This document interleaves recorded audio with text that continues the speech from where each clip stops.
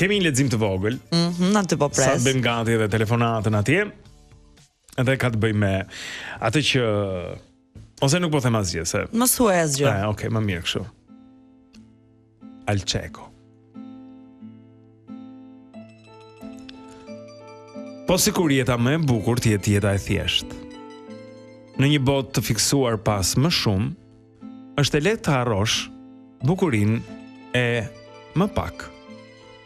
Më shumë para, më shumë ndjekës, më shumë rroba, më shumë nga gjithçka. Ne vrapojmë pa pushim pas gjërave dhe pyesim veten pse jemi të lodhur. Pse asgjë nuk na duket kurrë e mjaftueshme. Por njerëzit që jetojnë më në paqe nuk janë ata që kanë më shumë.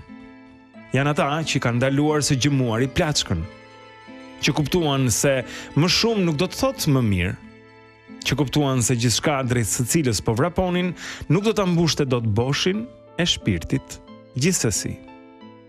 Thjeshtësi nuk do të thotë e mërzitshme, as e varfër. Do të thotë të kesh qëllim. Do të thotë të kesh vetëm gjërat që kanë rëndësi.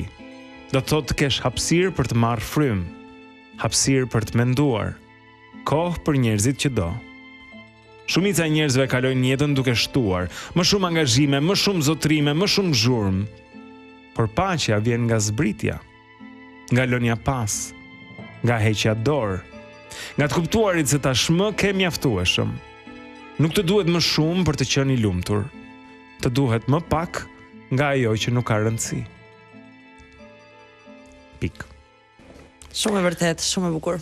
Tani unë këtë e gjej veten edhe kuptoj që ca njerëz mund të thonë që shiko, gjëra duhen, patjetër që duhen. E nuk po flas kështu që të mos kesh rroba për të veshur, për të dalë për në punë apo për. Jo, unë e di shumë mirë se si. Po ndonjëherë jemi obsesuar me më shumë edhe sidomos mua më godet kur vjen puna tek angazhimet, tek gjërat që ne bëjmë. Domethënë nuk na ka lënë kohë për gjërat që ne duam që të bëjmë. Se kam dhe këtë punë, kam dhe këtë punë tjetër. Po kjo paguan dhe kaq, kjo paguan dhe kaq. E thua, what the? E kupton, a mundet kemi pasdite të lirë me telefonin fikur për qefin tim ose? E di. Kështu është, por ne jemi winners, e kupton, edhe do ja dalmi për të gjitha. We are the champions.